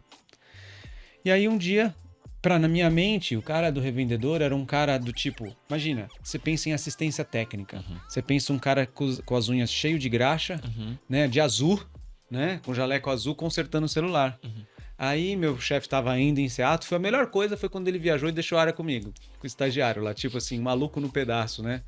E aí a diretora falou assim, você vai ter que receber esse cara da assistência técnica, porque esses caras que recarregaram vão ter que ganhar o celular usado, né? Remanufaturado sim. Deu um tapa, tá funcionando, né? Refurbish. E aí pensei, né? Falei, cara, tá bom, vai vir um tiozão aqui de barba, né? Cara, foi o maior preconceito meu ali. Aí, de repente, toca meu telefone da minha mesa, eu atendo. Aí ele falou assim, aqui é Giuseppe. Eu falei, oi, Giuseppe, tudo bem? Você veio pra nossa reunião Ele falou, vim. Você pode pedir pra portaria liberar a minha entrada? Lá na Claro, era na Rua Flórida, ali no Brooklyn. Aí eu olhava assim e eu conseguia ver da minha mesa a entrada. Só que quando eu mandei liberar, eu pensava que ia entrar uma Fiorino branco. Aí entrou, cara, na época, um Cherokee, Grand Cherokee, na época, eu nem sei que marca é essa Grand Cherokee, acho que é Jeep, não sei. Um Grand Cherokee blindado, cara, que nem o CEO da BCP tinha, da Claro. Falei, caraca, essa assistência técnica deve dar dinheiro, né? Eu não entendia muito ainda o que era ser um empresário, né? E porque o executivo tem salário, né? O empresário, ele tem lucro, né? E aí, enfim, ele entrou, aí eu vi um cara de Montblanc, terno italiano. Cara, eu me apaixonei pelo estirão do cara. Falei, caraca, eu queria ser um cara igual esse aí. Falei, senta aí, o que você faz? Falei assim, não, eu tenho um time de 1000 pessoas que eu conserto, a gente conserta celular e tal, temos as lojas da Claro e tal. Só que eu gostei tanto que eu fiz o melhor projeto possível para a vida dele. E ele não tinha ideia que eu era estagiário. Eu também me apresentava bem. Eu usava um terninho, deixava na mesa lá da Renner, né? Tinha cartão C&A naquela época, cartão Renner, tudo isso para facilitar a vida ali. E eu fiz um ótimo projeto com ele e ficou marcado na memória dele. Passaram-se 6 meses. A TIM veio para o Brasil com um SIM card. E a TIM chamou ele e falou assim, nós não temos lojas, mas você tem um monte de loja. Eu vou te pagar por teu passe para você sair da BCP e virar TIM. E aí, cara, o cara virou o maior parceiro estratégico da TIM no Brasil, no momento que a TIM estava chegando no Brasil. E a TIM é italiana, com um cara italiano, funcionou muito bem, né? Era mande que ti fa bene pra cá, né? E era tudo isso. E aí o cara me ligou e falou assim, Dema, eu assumi uma grande área na TIM, eu vou abrir todas as lojas em 5 estados e eu precisava de um gerente de marketing. Você não quer ser o gerente de marketing? Eu falei, caraca, o cara me chamou de gerente de marketing, né? Pelo que eu sou estagiário. Não, então, assim, vou largar uma carreira dentro de uma empresa como a Claro, né? Porque eu sabia que ele era uma revenda. Mas, cara, falei assim, cara, quer saber de uma coisa? Eu lembro que eu estava no centro acadêmico da faculdade, falei pro meu amigo, e aí meu amigo, melhor você não aceitar, você nem sabe o que é ser gerente de marketing. Eu falei, cara, se tem uma cesta na parede, tem uma bola na minha mão, eu tenho 2 opções, vou falar, eu não vou acertar, ou eu vou chutar, vou jogar ela lá. Falei, eu vou aceito jogar a bola. Aí eu falei pro cara, mas ele tá ferrado, eu vou pedir o dobro de salário. Aí eu liguei e falei assim, Giuseppe, eu até aceito, mas eu quero o dobro de salário. Ele deu risada, porque estagiário ganhava 1.000 e pouquinho, né? O dobro, eu não sabia que gerente ganhava muito mais que isso. E aí entrei na TIM. Fui um dos gerentes mais novos, 23 anos, eu tinha funcionários que eram muito mais velhos do que eu. E aí comprei livro assim, Gerente para Dummies, eu nem sei se existe essa coleção ainda, eu tinha que aprender o que era ser gerente. Né? E aí foi um grande aprendizado ali dos 20 aos 30, porque eu andava como se fosse a sombra do italiano. Então o italiano, tem aquele filme A Espera do Milagre, que tem aquele cara que já morreu, que era o ator, tem um ratinho, tem um Tom Hanks, então aquele ator era o Giuseppe Piccoli, e eu era o ratinho do lado que andava junto, então ele tava, ele trabalhava demais, então as pessoas ficavam embora às 6 horas, eu ficava com ele até às 11 da noite, te contei isso já. Uhum. Só que eu aprendia tudo. Eu aprendia fiscal, tributário, vendas e marketing, demissão, contratação, eventos, como escolher ponto em shopping, como fazer comissão, como lançar novos produtos, fazer tarifário de plano, como fazer grandes convenções de vendas, como investir e pegar dinheiro em banco. Então eu queria... Ele era o meu amador a guiar, que eu tive a oportunidade de servir o cara. Então mesmo se ele não me pagasse, eu tava lá, o primeiro a chegar, falar, eu quero andar com você. Deixa eu ver como é que faz. Então lá eu aprendi tudo que podia fazer e o que não podia fazer, porque eu tava na mentalidade de vou aprender. E aí a empresa tinha 23 lojas, quando eu saí de lá já tava indo para 200. Cara. Então hoje se você vai comigo no shopping, cara, eu aprendi uma coisa com o cara, que eu consigo identificar o público, eu consigo identificar qual é a melhor loja por metro quadrado, por cada corredor de cada shopping do Brasil. Então você fala assim, hoje graças a Deus eu dou minhas mentorias, minhas consultorias, que é um plano B meu da minha vida, eu faço até como parte do meu propósito. Então muitas vezes o cara fala, cara, tô pensando em abrir tal coisa aqui, eu falo, me manda foto. Não, aqui não dá, te explico por quê, assim, assado. Então é a coisa que eu andava com ele, ele falava assim, olha na mão das pessoas, você tá vendo alguma sacola? Eu falava, não tô vendo nenhuma. Pois bem, péssimo lugar. Aí ele olhava assim, olha essa vitrine. Olha como que estão os preços. Olha o consumidor do comportamento. Então ele é o cara que não existe mais. Inventaram um nome bonito para isso, se chama shopper. Mas ele é o cara que sentava na frente da loja assim, ó, da TIM. E ele olhava e falava assim, vamos ficar aqui comigo. Eu falava, mas o quê? Pega um café. Ele falava, na água. E ele ficava olhando, cara. Ele mudava a estratégia da organização inteira pela observação. Então, ele ficava do lado da porta, ele falava, vamos ver o que o vendedor está falando. Então, hoje eu uso algumas estratégias na minha empresa atual, que às vezes quando os caras falam, você é um louco, mas não, é porque eu aprendi com o cara. Então, o que é 7 passos da venda, como ter contato visual, como ter a linha tênue, como fazer comissão, o que é comissão que funciona, como motivar o cara no ponto de venda, como que é a gestão de time. O que você pode fazer dentro da loja para poder agregar serviços e vender mais. E aprendi tudo. Então ele falava assim, Demetrios, o vendedor ganha, na época lá, 1.000 e pouco. Esse celular da Nokia é 5.000 e pouco. Para ele tem que trabalhar 5 meses para comprar. Como quebra isso num vendedor? Como quebra o vendedor da Ferrari lá que vai vender um carro que vende... E aí ele me ensinou isso, as técnicas. Essa forma de fazer com o vendedor isso. Então eu fui aprendendo lá, 6 anos e meio aprendendo. Aí foi o destino de novo, né? Assim, não é que é destino, mas eu fui aproveitando as oportunidades. Ele falava assim, Demar, beleza, preciso de um comercial de TV. Eu falava, qual canal? Eu nunca tinha feito comercial de TV. Eu entrava no Google, perguntava, já tinha Google nessa época, eu perguntava, tem que contratar uma agência e tal. Eu lembro que ele falou assim, nós precisamos aumentar nossas vendas na Bahia. Estou muito interessado em patrocinar um time de futebol. Bora? Falei, bora. Qual time? Bahia ou Vitória? Vitória, tá bom. E a gente ia lá, patrocinava, fazia ações de vendas para o cara poder comprar os ingressos nas lojas. Pegava o troféu do estadual, colocava dentro da loja. Chamava o Marquinhos, que era o atacante da época, cara, você vai dar autógrafo na loja. Então, eu fazia tudo focado para venda. Então, isso foi meu aprendizado ali, foi uma grande escola. Quando eu fui para a Samsung, eu tive que dar uns passos atrás, porque o presidente da Samsung que me contratou na época, há 13 anos atrás, ele falou assim, Dema, eu preciso colocar a Samsung número 1. A gente tinha Nokia, Motorola, Sony Ericsson, LG, esses produtos, né? Motorola ainda tem, mas os outros não tem. Vamos trabalhar para isso? Falei, vamos. Só que logo depois que a Samsung ela teve uma relevância, ele falou assim, cara, eu preciso que você abra as lojas Samsung. Eu quero que você abra um negócio grande ali da Samsung. Cara, foi na hora que eu falei assim, é a minha oportunidade de vida, né? O cara me dando a bola de novo para eu chutar, eu sei fazer isso. Né? E peguei com unhas e dentes, e aí eu já conhecia vendedor, já sabia estrutura de vendas, então uma coisa é estrutura, outra coisa é fazer aquela estrutura vender, né? E hoje é uma grande área na empresa. E aí agora, acho que nessa fase que eu estou atual, eu já sou responsável pela venda de tudo, né? Não o abastecimento para o varejista, mas do varejista para o campo, de todas as operadoras, de todas as redes de varejo, de todas as lojas, ali tem lá os promotores de venda. E aí isso me dá muito, muito amor, e eu vejo assim, falo, cara, os melhores executivos são os melhores vendedores. Eu sei que a gente vê hoje, eu acompanho muito o cara da CIMED, eu vejo ele falando algumas coisas e é verdade, cara, os melhores executivos são os melhores vendedores. Ele tem que se vender para o chefe dele para aprovar um projeto. Se você for você tem que estar sempre embasado, né? E quando a gente fala melhor vendedor, é o melhor mesmo, ou seja, entrega valor, né? Aprende as oportunidades, se capacita. Não tem como ser um bom vendedor sem se capacitar, né? Eu, cara, humildemente, com 40 anos, eu fui buscar a Sales Club para se capacitar. Eu olhei o meu time e falei assim, cara, preciso melhorar isso aqui.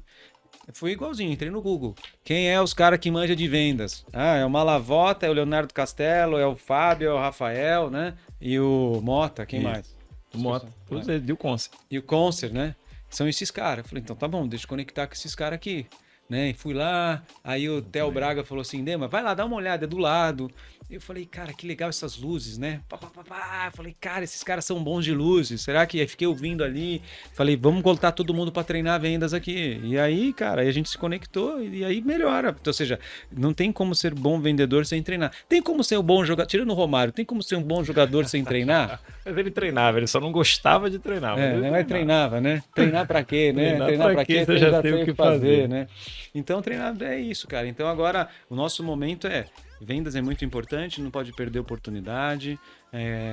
O mercado só tende a ficar mais difícil, porque o cliente tem um dinheirinho ali no bolso e ele precisa comprar, tem muita oferta, né? E, cara, eu tento tentar criar esse ambiente para que o vendedor seja o melhor possível dentro do escopo dele, né? Que legal. E eu acho que minha história só está começando. Então, eu tô com 40. Então, eu tô cuidando mais da saúde, porque eu quero que meus filhos me chamem de pai, não de vô. Vô, vem cá, né? E eu quero, cara, comecei agora que eu tô dos 40. E a parte mais maravilhosa do mundo, que é entregar com mais excelência, entregar com mais sabedoria, disponibilizar-se para os outros. É agora esse momento de altruísmo que eu tenho que aproveitar. Cara, Dema, enfim, uma pena, né? A gente acaba tendo um tempo escasso para poder pegar tanta coisa. Eu queria muito que você contasse essa história aqui nesse podcast, porque quando eu ouvi a primeira vez, eu fiquei pensando algumas coisas logo depois. Dema contou essa história no palco lá do Sales Club. Quando ele desceu, né, a gente ainda trocou uma ideia. Eu falei, pô, cara, quero comprar uns produtos aí e tal. Ele falou, não, vai por aqui e tal. Sempre muito atencioso. Eu falei assim, como que eu treino venda? Porque venda é técnica. Mas tem uma frase do Persona que eu adoro, que é: a postura é mais importante do que a técnica. E para eu ter postura, eu tenho que ter mentalidade. Porque a mentalidade traz a minha postura. Outro dia eu estava vendo um texto que as pessoas precisam ser mais elegantes. E quando você fala de elegância, você fica muito associado à roupa, maneira de falar. Não. A elegância é o cuidado. A elegância é aonde que você não fala, aonde que você se porta. Isso é elegância, né? Ela tá numa postura e não num visual. E quando você conta essa história, eu queria muito que os vendedores ouvissem essa história, porque a gente tem uma visão, primeiro, do vendedor, que ele é uma pessoa desfavorecida, né? Não deu certo, foi ser vendedor, ou ele tem pouco conhecimento, então por isso ele é vendedor, ou ele tem pouca oportunidade, então por isso ele é vendedor, e na verdade é justamente ao contrário, né? Só sobrevive quem tem postura, quem tem mentalidade, quem tem visão e quem sabe aproveitar as oportunidades. Eu tenho uma história que é de você ver as pessoas, e eu vi isso, e quando você olha lá no campo é o melhor lugar para você recrutar.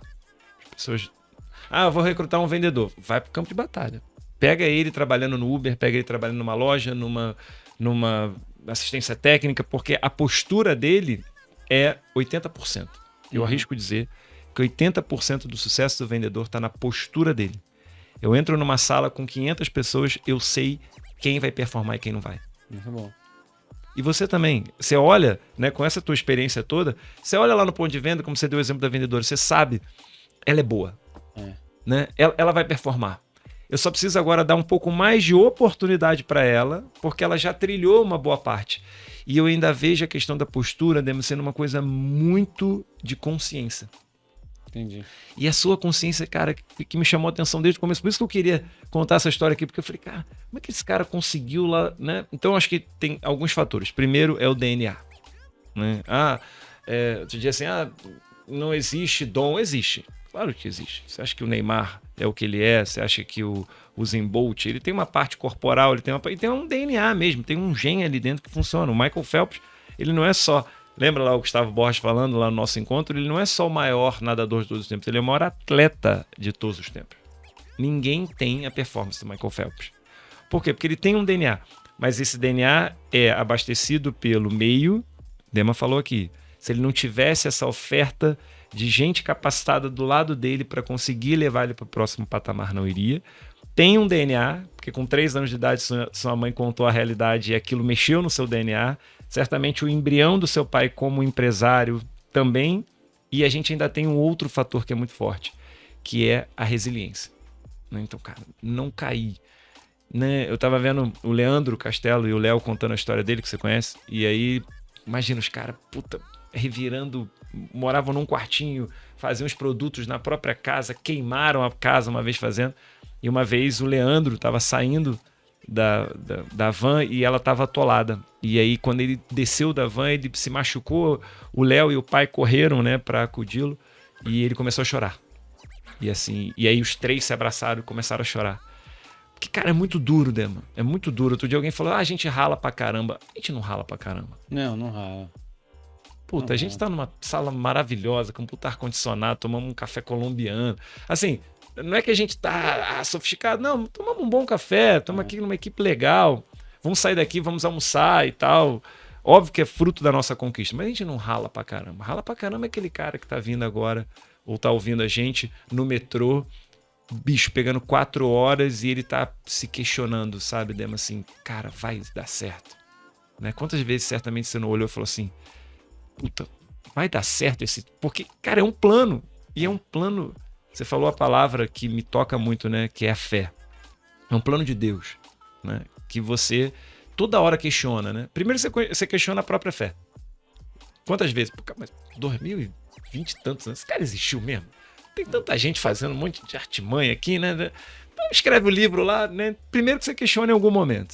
A não ser que seja muito, né, forte, em algum momento da vida você questiona. Né? 2 que tem o plano. Você está cumprindo o plano. Mas será que você está cumprindo o plano? Porque eu estou aqui fazendo, né, o dia a dia. Não sei se eu estou cumprindo um plano. E terceiro, o acaso. Eu adoro o filme Quem Quer Ser um Milionário, porque aquele filme é fantástico, né? O menino está no momento, aí a pergunta é daquele momento. A mensagem daquele filme é fantástica. O que aquele filme quer dizer? Cumpre o plano. Vai no plano, vai entendendo como um ônibus, né? Você vai olhando na janela que aquela árvore que você passou tem um motivo para ela estar ali, aquele pneu que furou tem um motivo para ele ter furado. E se você não tem essa tríade, né, que é a fé, cumprir o plano e principalmente acreditar em você e na competência, é muito difícil de você cumprir. Né, Dema? Eu fico vendo meus amigos vendedores que estão assistindo, que eles vão lá muitas vezes para o shopping sábado e domingo. Puta, é pedreira. Sabe, Dema? Você deixar teu filho sabe, com a mãe para ir lá cumprir no shopping, um cliente caroço lá, que o pessoal chama, né? Eu não gosto desse nome, mas o cliente mais exigente, a troca, chegar lá para ouvir uma besteira muitas vezes que o gerente vai falar porque aquele cara não está preparado, ele fala assim, poxa, será que esse plano tá certo? E eu gosto muito de ouvir pessoas de sucesso como você, porque é sempre um plano sendo cumprido. Dema, é sempre na sua história, na história dos empresários que eu ouço, né, no que a gente ouve lá nos seus clubes de outros empresários, só que você não enxerga. E isso é muito louco, né? Você não enxerga. Você não fala assim, então você vê agora 40 anos, tem mais 40, certamente você tem muito mais visão, porque te trouxe um cabedal violento para você entender o que vai acontecer agora. Mas e quem não tem? E eu vejo que a gente deixa a oportunidade quando a gente questiona o plano e não cumpre o plano. E isso muitas vezes está numa coisa boba, sabia? Que é descumprir uma dieta, Sim. Que é descumprir uma rotina, que é não ir para o trabalho e ficar em casa porque está cansado, ou fingir, acontece, uma doença para não cumprir o plano, ou não ver que aquilo que tem que ser feito porque você precisa cumprir o plano, de cumprir o que a empresa está pedindo, porque você falou uma coisa fantástica, que é eu honro o plano dos outros para depois honrar o meu plano. Então, se eu honro o plano dos outros, o que eu estou dizendo? Eu confio nesse plano, eu vou executar esse plano, porque assim que eu tomar as rédeas do meu plano, eu vou fazer... Alguém vai fazer igual. Alguém vai fazer igual. E é impressionante. E aí, pessoal, aproveitar a visão de quem está lá na frente. Alguém vai cumprir seu plano. É isso aí. E é impressionante como cumpre. Se você continuar na fé, porque não é à toa que está escrito no livro, né? Então, assim, muitas vezes são só 10 mandamentos. Faz os 10, bicho, né? Cumpre os 10. Depois você lê mais, mas esses 10 já vão te ajudar muito. Porque ele mesmo disse, ele falou assim, cara, com 10 eu já consigo organizar a sociedade. Não é verdade? É porque o pessoal não cumpre. Se cumprisse os 10, a gente já organiza... Nossa, se a gente cumprisse os 10, era 80%. 2, e o plano é dele, né? O plano não é nosso. Então eu estou honrando o plano dele. 2, eu estou olhando para a oportunidade de dentro. Eu não estou olhando para a oportunidade de fora. Eu moro numa região no Rio próximo da praia. E a praia está sempre cheia. Sim. A praia não está cheia. Ah, mas aí as pessoas falam, mas Malavolta, as pessoas vão tirando férias, né? Não, a gente sabe. A gente sabe quem está na praia não cumprindo o plano. A gente sabe quem está na praia não cumprindo o plano. Porque quem está na praia cumprindo o plano, está curtindo a praia diferente. Ele repara, ele tá deitado diferente, ele tá lendo diferente. Quem tá na praia descumprindo o próprio plano vai pagar um preço muito alto, porque ele não sabe. Mas o plano dele não sendo cumprido joga mais para frente a possibilidade dele chegar próximo daquilo que estava planejado para ele. Então as pessoas falam assim, você acredita em karma? Acredito. Você acredita que tem gente que tinha a oportunidade e descumpriu? Acredito. Também. Você acredita que tem gente que o plano dela estava ali, mas ela por algum motivo descumpriu? Eu acho que ele tem o livre-arbítrio para decidir, né? Mas acaba cometendo os mesmos erros do passado, né? E você sabe que você falou um negócio? Para mim, o cara que fala a história assim, o diabo é o pai da mentira. E o diabo fala assim, ó, o vendedor é o cargo de entrada, é o menos favorecido. Mentira. É a maior mentira do mundo. Eu crio minha filha para vender. Se você acompanhar meus stories, você vai ver minha filha vendendo livro. Falo assim, você vai ser a melhor vendedora do mundo. Então você precisa... A verdade é, cara, seja um grande vendedor. É o melhor dos empregos. É aquilo que vai... Quanto melhor você vender, mais você vai ganhar dinheiro, mais você vai ajudar a tua família, mais você vai ajudar teu país. O mundo precisa de bons vendedores. Não assim, não, pior é o vendedor. Não, é que tudo tem uma escala, começa de baixo, você vai melhorando, daqui a um pouco você é um grande vendedor de uma grande empresa, você é um grande vendedor da sua própria empresa. Agora para de vender. Né? E você vê, né, Neman, assim, como que venda resolve tudo. Porque se eu vendo, eu começo a ter um encadeamento de receita, oportunidade, eu tenho networking, tudo começou na venda. Então eu sou um bom vendedor, aí eu compro um carro, eu compro isso aqui, eu vou para um outro nível, eu vou jantar com fulano, com beltrano, eu vou ganhando conhecimento, eu compro conhecimento, porque conhecimento compra, vou indo para próximos níveis. Aí eu não faço isso, olha que loucura. Eu faço o contrário, né? Que é, porque o corpo adora, né? O corpo adora descansar, fica deitado. Puta, hoje é feriado aqui em São Paulo. Acordei lá e tal, quando eu abri a janela não tinha nada, o pessoal passando de bicicleta. Legal, eles estão no plano, não tem problema. quando você, né? Eles estão no plano, tá certo, é feriado. A gente que tá cumprindo outro plano, mas eles estão lá. E eu fico pensando assim, falei, poxa, se eu pudesse deixar uma mensagem para os meus vendedores, né? Quando eu digo meus, porque é um pessoal que acompanha a gente aqui, é assim, primeiro, honra, adorei o que você disse, certamente vou levar isso já para a próxima página. Honra o plano, honra os planos, né? Seja seu, seja de Deus, seja da empresa. 2, ganha uma habilidade que ninguém vai tirar de você, que é a habilidade social. Tá faltando isso. Né? Eu fui uma vez num jantar com os empresários, um grande empresário, os comentários eram desconexos, sabe? Falando coisas que a sociedade já não aceita mais. Então você tem que tomar cuidado. Tem muito. Tem que tomar muito cuidado, porque isso tem valor. Você é descartado. Você pode ser o maior empresário do mundo. Se você fala uma besteira dentro de um ambiente, as pessoas te descartam mesmo. Elas podem até precisar de você porque você tem algo que ninguém tem. Mas se ela tiver alguém muito próximo, ela vai te descartar. Então, o social é muito forte. E eu acho que um ponto importante é valorizar o conhecimento dos outros. Né? As pessoas têm posturas muitas vezes muito arrogantes. Assim, a pessoa sabe tal coisa, mas... Cara, valoriza. Com certeza. Valoriza a habilidade. Né? Valoriza a habilidade de virar o pastel. Aprende. Né? Aquilo ali em algum momento vai te ajudar, sei lá, a mexer numa bomba hidráulica. Né? Aprende com o dentista. E foi muito legal que eu tava conversando com o Dema. A primeira coisa que ele fez foi perguntar sobre mim. Você lembra lá no evento? Você falou assim, cara, e aí, você é casado, tem filho? Qual é o seu signo e tal? Eu falei, cara, isso diferencia as pessoas, né? É verdade. Eu não sei nem como não. Minha esposa falou assim, você é muito metódico. Falou, por quê? Todo mundo que você conhece, você pergunta se é casado, se time você torce, qual filme que assistiu, qual série do Netflix tá assistindo. Mas vamos lá, deixa eu ver se eu acertei minha aposta. Por que você faz isso? Eu não sei, tá no automático, porque com isso eu vou entender melhor você. É isso. Eu acho que é isso. Eu fiquei com essa sensação. Falei, cara, o Dema fez isso porque ele quer de alguma forma conectar comigo de alguma maneira. E olha como é nato do vendedor. Você já ouve para puxar uma deixa. Porque, sei lá, se eu tenho uma filha da idade da sua filha, pronto. Nossa, minha filha é linda. Cara, conectou. Se eu falo do esporte, você puxa para alguma coisa. Não, também, tá praticando tal coisa e tal. Então, essa habilidade... A gente está falando de um diretor executivo da maior multinacional do segmento. Então, por que é importante você conectar? Porque é um pequeno detalhe que vai fazer você olhar para algo que não fazia sentido. E você sabe que vou te dar um exemplo. Só um minutinho, tá? Fica à vontade, vai lá. Manda, responde aí. Até porque a gente já passou do tempo. Fala, pode ser no Shopping Morumbi? É muito ruim para você? Estamos fechando aqui já. Eu separei aqui da meio-dia até as 3 pra gente ficar aí, 2h30. Quero muito ter esse tempo com você.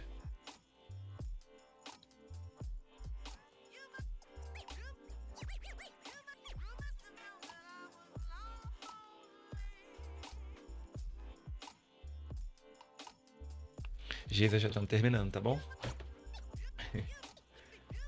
Eu acho que enquanto você finaliza, esse finalzinho, acho que é meio que um recado, sabe, pra galera. Então, é bom a gente até ter cortado, assim que a gente direciona bem. Porque daqui saem os criativos legais pra postar em rede social e tal. Quem que é Daniel, Luiz? Aí, deixa eu dar... Desculpa aí. Vai. Manda aí o tempo que você precisar, irmão.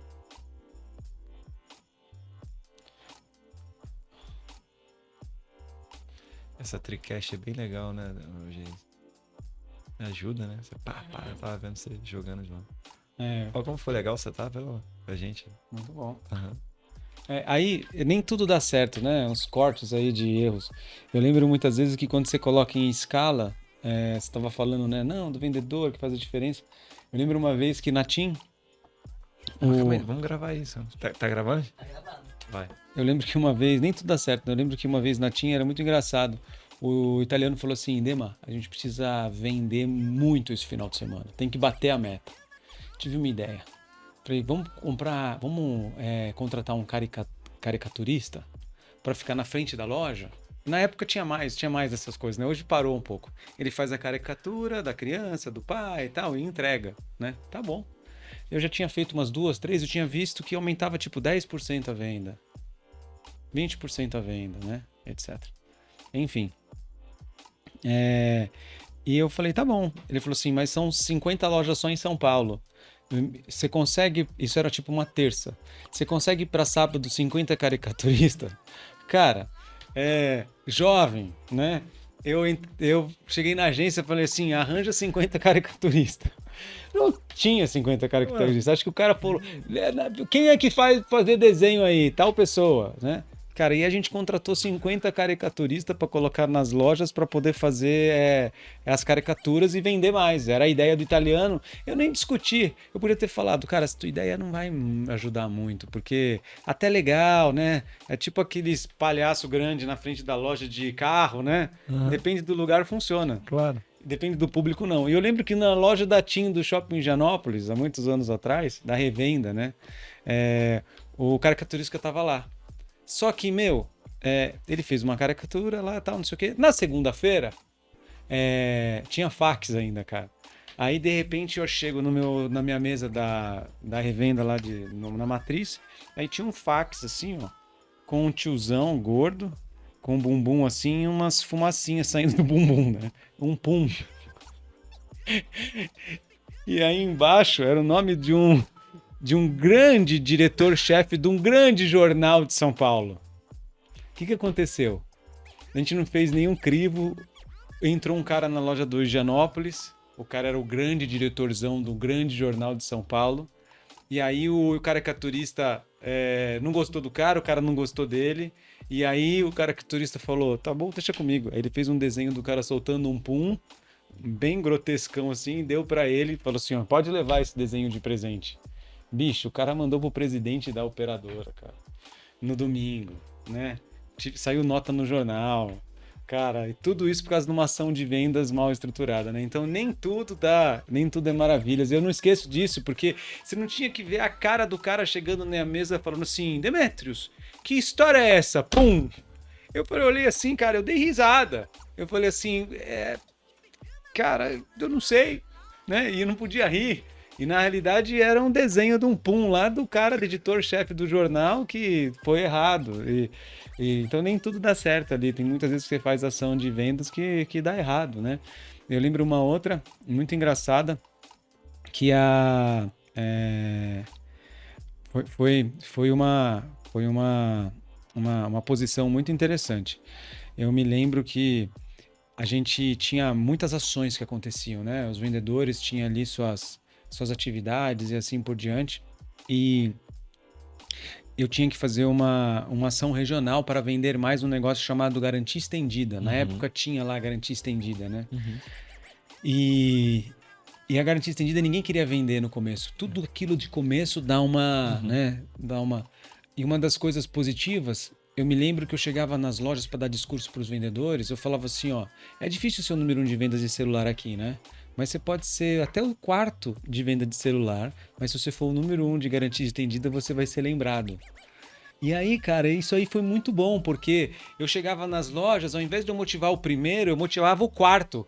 Porque o primeiro não quer vender garantia estendida, o primeiro já tá fazendo faturamento dele de celular lá, e isso foi uma grande mudança. Até hoje eu falo assim, lá na loja tem lá o passo a passo da venda, né? Eu falo, cara, vender o produto principal é fácil. Quero ver você vender o relógio junto com o produto principal. Quero ver você vender um determinado tipo de serviço junto com o produto principal. E eu começo a dar a ênfase naquele cara que é o segundo, terceiro. Para o cara saber que todo mundo tem a oportunidade de ser primeiro em alguma coisa. Melhor ser o primeiro na garantia estendida do que ser o quarto só em celular. E isso é um exemplo positivo de análise ali. E até hoje eu uso. Eu falo, cara, você tá... Ah, não, eu tô em Ferrazópolis, interior de São Paulo. Cara, você pode ser o melhor cara disso. Você já parou pra pensar? Não, nunca pensei. Então, cara, vende isso daí. Eu quero que você... O cara tá em Ferrazópolis, é o melhor vendedor de garantia estendida, sabe? Então, dentro de uma grande rede, de uma grande organização, você consegue criar métricas para poder cuidar de forma diferenciada de algumas coisas. E é impressionante como isso rebate para venda, né? Porque automaticamente, como ele fica mais confiante, ele vai começar a vender mais o produto principal também e uma coisa vai atrelando a outra. E o que a gente vê normalmente? O gerente fazendo ao contrário. Ele fica tentando motivar aquele vendedor que não performa a fazer o que o primeiro faz. Sendo que ele não faz o que o primeiro faz, não é porque ele não quer. Ele não faz porque ele não sabe. Ou ele não tem habilidade para fazer. E eu vejo muitas vezes o gerente, principalmente o gerente que sai da posição de venda e vai para vendedor, não sabendo como organizar isso. E você falou uma coisa que eu acho que vai um papo aqui pro gerente. como que organiza esse processo? Como que você cria muito de experiência, mas o que método para você? Você falou dos 7 passos, é fundamental, assim.